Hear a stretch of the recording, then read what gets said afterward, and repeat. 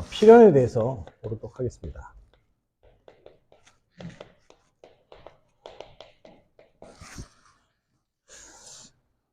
성경의 이사야 7장 14절에 보면 그러므로 주께서 친히 징조를 너에게 주실 것이라 보라 처녀가 잉타의 아들을 낳을 것이요 그 이름 임마누엘이라 하리라 했습니다. 지난주에 당연이라는 말 드렸죠. 당연이란 말이 이제 당연한 거, 반드시 되어야 될 거 얘기했다면 오늘은 필연적인 거 얘기합니다. 필연의 사전적 의미는 이렇게 되어 있습니다. 사물의 관련이나 일의 결과가 반드시 그렇게 될 수밖에 없음. 반드시 그렇게 될 수밖에 없는 거고 필연이라고 하죠. 많은 사람들이 우연을 이야기합니다. 그런데 답은 필연이죠. 무슨 얘기냐면 인생이나 모든 것도 보면요, 다 필연적입니다. 원인이 있고 결과가 있지요. 당연한 문제가 있고 당연한 응답이 있는 것처럼 필연적인 문제가 있고 필연적인 응답이 있습니다. 우리는 우연이라 자꾸 얘기하지만 하나님은 계획이라고 하고 필연적인 걸 얘기하죠. 그래서 신앙이 없는 사람들과 불신자들은 이제 우연이란 말 많이 쓰는데 성경은요, 제가 에베소서 1장을 보면 참 은혜를 많이 받는데 거기에 보면은 이제 하나님의 계획, 섭리, 경륜, 예정, 작정 이런 말이 나옵니다. 말이 조금 신학적으로 의미가 다르긴 한데 한마디로 보면 하나님의 계획이 있다는 거예요. 그래서 하나님의 이 필연적인 계획을 있죠. 근데 이 필연을 보려면 뭘 봐야 되냐면 이 부분을 봐요. 당연한 거. 당연히 올 수밖에 없는 문제들과 당연한 해답이신 예수 그리스도의 복음을 보면은 그 중에서요, 하나님이 주시는 필연적인 중요한 것을 보게 돼요. 그래야지 그 다음에 뭐가 나옵니까? 하나님의 준비해 놓으신 하나님의 절대 언약과 절대 제자, 절대 시스템 이런 것들이 나오게 되죠. 그래서 이거 하나 기억하셔야 돼요. 사단의 목표가 뭔지 아십니까? 사단의 목표는 인간의 멸망입니다. 이게 사단의 목표예요. 인간을 어떻게든지 멸망시키는 게 사단의 목표면 하나님의 목표는요, 인간을 구원하시는 것이 그게 하나님의 목표예요. 그래서 이거를 보면서 이걸 잘 보셔야 돼요. 그럼 사단이 주는 건 당연히 멸망과 재앙을 받복할 수밖에 없는 거고 하나님은 우리를 구원하시는 거고요. 그러니까 뭐 필연적으로 사단이 역사하면 뭐가 일어나요? 멸망이 일어나는 거예요. 그리고 하나님의 역사하면 뭐가 일어나요? 구원의 역사가 일어나게 되는 거죠. 그래서 잘 보셔야 될 것이 사단의 역사와 귀신 섬기고 우상 숭배하면요 반드시 일어나는 게 뭐예요? 그 뒤에 재앙당하게 되는 거예요. 그래서 성경에 하나님이 뭐 하지 말라고요? 우상 숭배하지 말라고 그렇게 얘기하는 게 있어요. 왜요? 필연적으로 이런 일들이 일어나기 때문에 그렇습니다. 그래서 오늘 얘기한 양이 좀 필연이 많아요. 그래서 좀 나눠서 할까 하는데 일단 해본 데까지 해보겠습니다. 그래서 기억해야 될 게 필연적 문제와 필연적 해답이에요. 필연적 응답. 뭐냐면 필연적 문제가 뭐냐면 성경을 보면요, 애굽에 문제가 있죠. 애굽에 10가지 우상이 있죠. 그 10가지 재앙이 잘 나타나 있죠. 그리고 그 다음 이스라엘을 어렵게 했던 블레셋. 블레셋은요, 중요한 뭐가 있었어요? 사사기에 보면 다곤 신상이 있었어요. 다곤 신이 있었어요. 우상 숭배 심하게 했죠. 그리고 아람은요, 림몬 신이라는 우상 숭배를 했어요. 그리고 아수르는 유명한 바알과 아세라 이런 우상 숭배를 했고요. 또 바벨론은 느보 우상을 섬겼고요. 또 로마는 뭐 우리 유명하죠. 로마는 제우스와 그 신화들 있죠. 어떻게 보면 이런 우상 숭배를 하니까 필연적으로 뭐가 올 수밖에 없는 거예요? 멸망과 재앙을 당할 수밖에 없죠. 여기에 나오는 모든 나라들은 다 뭐 했어요? 멸망당했습니다. 한때는 그 지역에 뭐 했어요? 패자였어요. 강한 강대국이었잖아요. 근데 이 강대국들이 그걸 가지고 전부 뭐 했냐? 우상숭배했어요. 다 재앙당하고 외망당했죠. 그 뒤로요. 싹 다. 공동 특징이 있어요. 세계 강대국들의 공동 특징. 그걸 가지고 뭐예요? 국민 통합해야 되잖아요. 어떤 많이 들은 얘기죠. 우리나라 옛날 고려 역사 배우면요. 고려가 뭐 했어요? 국민의 이 하나를 통합을 하기 위해서 뭘 삼았어요? 불교를 국교로 삼아가고 했잖아요. 우상숭배했잖아요. 고려도. 그래서 이런 일들을 보였는데 하나님은 구원하기 원하시잖아요. 그러니까 어떻게 합니까? 당연한 응답으로 애굽에 누구를 보내요? 하나님께서 요셉과 모세를 통해서 하나님께서 그들을 살려내는 거예요. 그래서 애굽에 재앙당할 때 요셉을 통해서 많은 일의 생명을 살리긴 일을 벌으셨고 모세를 통해서 10가지 재앙으로 애굽의 우상을 꺾어버리셨죠. 어떻게 보면 이게 특별한 게 아니라 뭐예요? 필연적인 하나님의 응답인 것이죠. 블레셋 누굴 통해서요? 두 명의 인물이죠. 사무엘과 다윗이라는 중요한 렘넌트를 세워서 이 블레셋을요 완전히 끝내버립니다. 사무엘이 사는 동에 전쟁이 그치고 블레셋을요 완전히 정복한 게 누굽니까? 다윗이에요. 그 다음 다윗 때 이후로 블레셋은 힘을 못 씁니다. 아예. 그리고 우리가 아는 블레셋 이 영어 명칭이 뭐냐면 팔레스타인이에요. 지금도 얘기 나오는 팔레스타인이 뜻이 이 블레셋에 나온 거예요. 그 다음에 아람 나라. 그렇게 이스라엘을 괴롭혔던 아람 나라 누가 두 인물이에요. 엘리야와 엘리사를 통해서 이들을 살렸어요. 그리고 아수르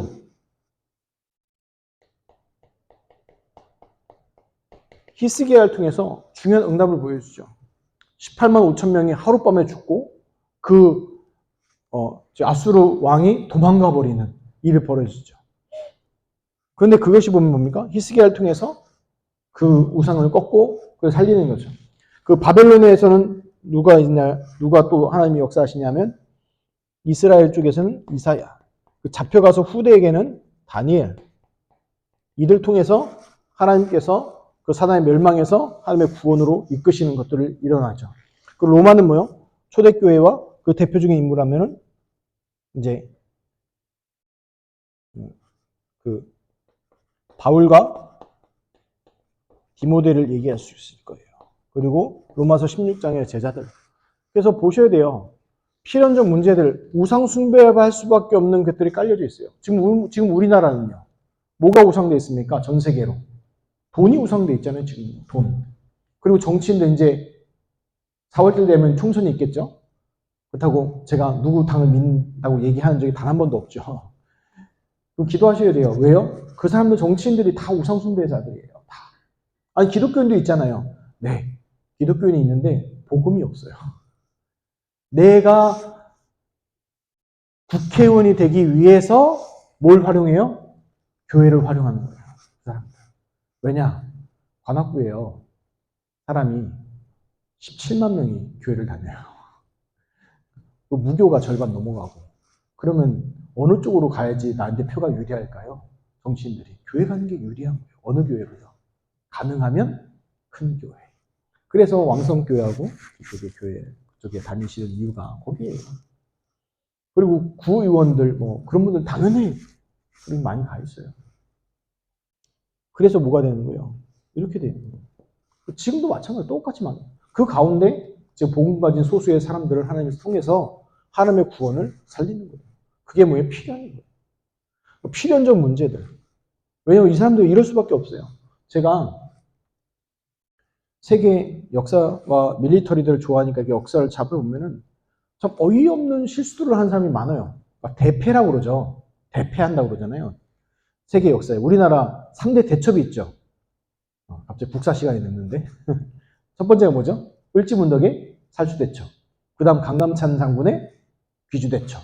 마지막에 뭐예요? 이순신 장군의 한산도 대첩이잖아요. 이 3대 대첩을 얘기하잖아요. 근데 이 3대 대첩의 상황을 보면은 우리는 이긴 쪽 보니까 그렇지만 반대쪽, 진 쪽을 보잖아요. 진 쪽을 보면은 그렇게 질 수밖에 없어요.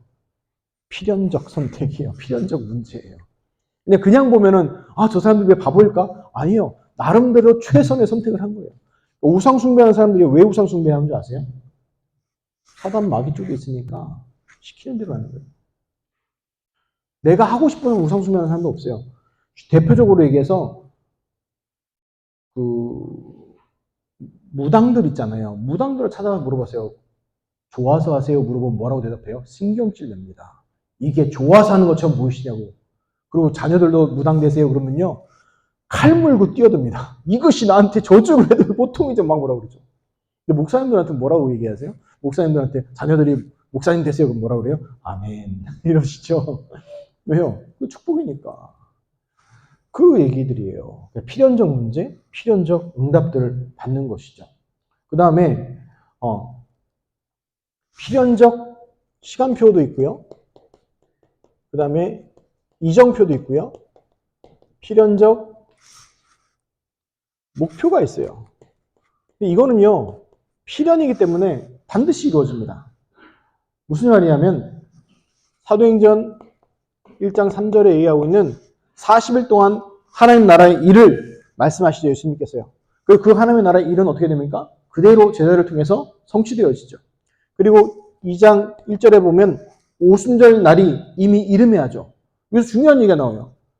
그러니까 사도행전 2장에 보면 5가지 중요한 시간표가 나옵니다. 그 첫 번째가 오순절 날이 이미 이름해. 그날에, 그때에, 그날에. 이렇게 5개가 나오거든요.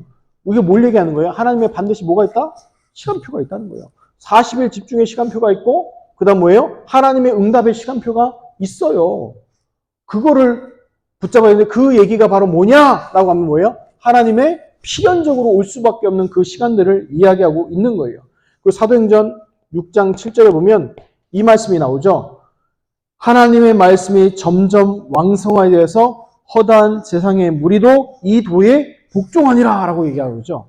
그래서 지금 고민 중에 있는데 요걸 원단으로 할까 지금 하나님께 기도 중에 있어요. 아무튼 근데 그게 뭐예요? 하나님의 말씀이 흥황하여지고 그 응답하고 세력을 얻는 응답의 시간표가 있다는 것을 얘기하고 있는 거예요. 그리고 사도행전 11장 19절에 스데반의 환란을 인하여 어떤 일이 일어나요? 사람들이 예루살렘을 교회를 떠나기 시작해요. 그래서 어디로 가요? 안디옥 지방으로 가기 시작해서 여러 지방으로 흩어졌는데 이들이 처음에는 유대인들만 복음을 전하다가 실수로 유대인들 복음 전하다 생짜배기 이방인한테 복음 전했는데 이방인이 영접해버린 거예요. 근데 알고 보니까 그래서 너 유대인이냐 어느 집하냐 얘기해보니까 아니 나 헬라인인데 그리고 뭐야? 이게 뭐야? 이렇게 된 거예요. 그래서 세워진 교회가 뭐예요? 안디옥 교회. 이방인들 중심으로 세워진 교회가 안디옥 교회예요. 이 안디옥 교회를 통해서 어떤 일이 일어나요? 최초의 선교사를 파송하죠. 성경에 보면 그 전까지는 강제 선교했어요. 포로, 속국, 노예, 유랑민 돼가지고 강제 선교했는데 최초로 선교사 파송하는 그 응답들을 받게 되죠. 그리고 사도행전 13장에 보면 이들이요 금식하며 기도합니다. 뭐 하려고요? 최초의 선교사 파송하기 전에 뭘 기도하냐면 성령의 인도를 받기 위해서 금식하며 기도합니다. 그래서 이게 중요한 거예요. 우리 기도 제목은 뭡니까? 만약에 금식 기도하면 무엇을 금식하면서 기도하십니까? 이게 중요한 거죠. 왜냐하면 시간표, 이정표, 목표 다 들어가 있는 거예요. 그리고 16장에 보면 16장 6절에서 10절에 보면 중요한 장면이 하나 또 나오죠. 문이 막힌 것 같아요. 아시아로 가려고요. 사도 바울이 애쓰고 힘썼으나 성경에 보면 예수의 영이 허락하지 않으세요. 문이 안 열리는 거예요. 그런데 거기서요. 드로아에서 중요한 터닝 포인트를 갖죠. 어디로 인도받아요? 마게도냐로. 그걸 보고 전환점, 터닝 포인트가 되는 거죠. 그리고 중요한 응답들을 받는 게 19장에 나오죠. 사도행전 19장에 보면 어떻게 돼요? 이제 에베소 교회에서 말씀 운동하고 막 일어나니까 두란노 서원에서 2년 동안 말씀 운동하니까 아시아에 사는 모든 사람은 복음을 다 들어요. 그럼 사람들이 어떻게 돼요? 그거 취해가지고 거의 응답 취해가지고 변질되기 시작하는데 사도 바울이 중요한 거 얘기합니다. 뭘 얘기하냐? 하나님의 필연적인 거 보죠. 로마도 보아야 하리라. 중요한 거 얘기하는 거예요. 거기서. 그 다음 로마서 16장 25절에서 27절에는 중요한 시간표 3가지가 나옵니다. 나의 복음과 이 복음은 영세전에 감춰졌다가 이제는 나타나신 바 되어서 세세 무궁 영원토록 가는 거예요. 뭐예요? 과거, 현재, 미래. 이 세 가지 시간표가 다 나와 있죠. 근데 그게 뭐 중심으로 되어 있어요? 복음 중심으로 얘기하고 있는 거예요. 그러니까 과거에는 뭐 했다고요? 감춰졌었는데 이제 뭐예요? 드러난 비밀, 오픈 시크릿 드러났고, 그리고 예수 그리스도의 이 복음의 영광은 영원 세세 무궁하도록 지속될 것을 얘기하고 있죠. 그래서 이 시간표, 이정표, 목표 보는 중요한 축복의 응답이 뭐냐면 필연적이죠. 그리고 이 모든 것을 얘기하는 가장 중요한 성경 구절 하나가 있죠. 내 힘과 능력으로 하는 것이 아니라 하나님께서 주시는 성령, 오직 성령이 너에게 임하시면 너희가 권능을 받고 예루살렘과 온 유대와 사마리아와 땅까지 이뤄 내 증인이 되리라 하신 거, 그 언약대로 되는 게 필연의 중요한 얘기죠. 그래서 중요한 게 이제 오늘 얘기 못하고 다음 주에 갈 때 하나님께서 필요로 하시는 게 있고요. 또 세 번째, 하나님이 필요로 하시는 교회가 있어요. 그래서 우리 성도님들이 하나님의 필연적인 것, 내가 구원받은 게 하나님의 필연의 역사 가운데 있다는 거고, 세상은 지금 이 멸망 쪽으로 가고 있고, 하나님은 구원을 주시는 중요한 필연적 계획과 역사를 하고 계시고, 하나님의 시간표, 이정표, 목표는 필연적인 것도 통해서 이루어 가시는 것들 있고, 그래서 기억하세요. 내가 구원받고 우리 신봉중앙교회에 있고 우리 성도님이 관악구 여기 살고 계시는 그것은 뭐가 있다는 거예요? 하나님의 필연이라는 거예요. 필연. 이거를 못 보면 어떻게 돼요? 이 모든 거 다른 거 필요 없죠. 그럼 어떻게 되냐? 신앙생활을요. 자꾸 우연히 해야 돼요. 우연히 어쩌다 갑자기 이런 식으로 가야 되는 거예요. 그러면 뭐가 안 맞냐? 하나님의 세계의 복음만이 구원해 주시는 계획은 바라볼 수가 없는 거예요. 그럼 신앙생활이 어떻게 되냐? 즉흥적으로 자꾸 뭔가 해야 돼요. 즉흥적으로. 그런데 하나님의 이 시간표, 이정표, 목표를 보고 필연적인 거 보고 가게 되면 어떻게 돼요? 나중에 시간이 지나면 바보가 아닌 이상 알게 돼요. 하나님의 역사를 알게 된다니까요.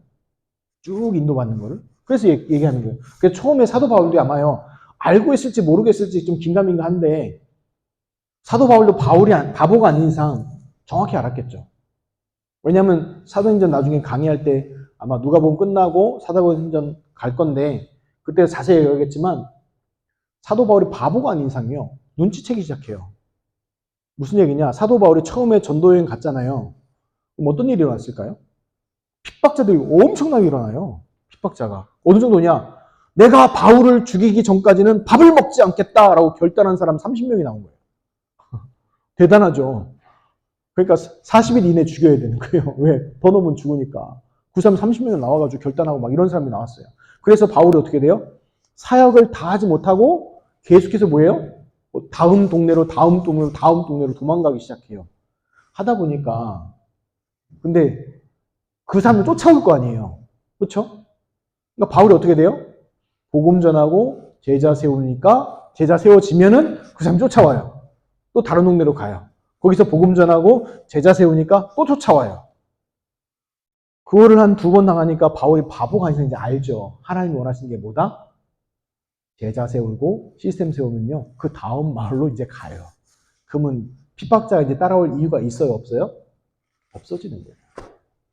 이해가 되시죠? 그렇죠? 그럼 얘기해 보세요. 우리 삶도 돌아보시면 돼요. 하나님이 우리에게 원하시는 게 있어요.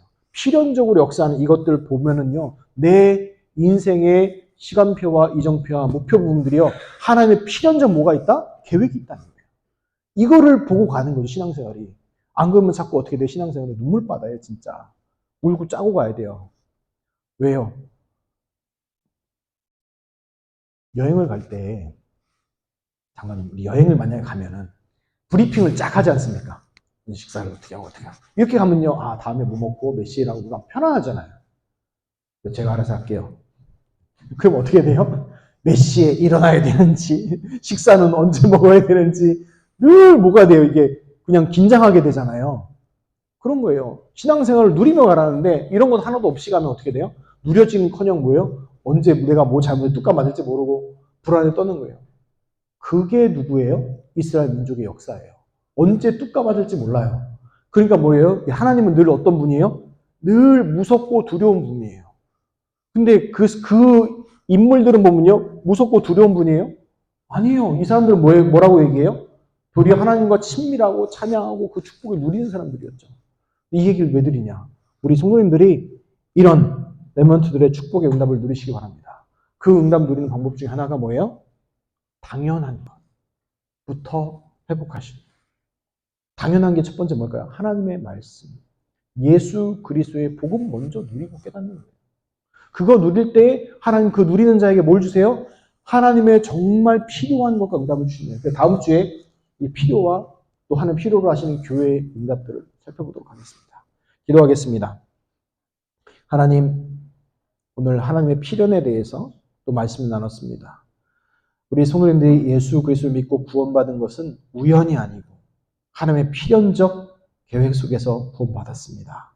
하나님, 당연히 받을 응답들 누리게 하시고 예수 그리스도의 복음이 당연한 것이고 그 축복을 누릴 때에 하나님의 필연적인 계획과 응답들, 증거들 누리게 하옵소서. 그래서 필연적 역사의 응답들 누려서 하나님이 절대 원하시는 절대 제자의 축복과 응답들 누리게 하옵소서. 감사드리며 축복하며 예수 그리스도 이름으로 기도하옵나이다. 아멘.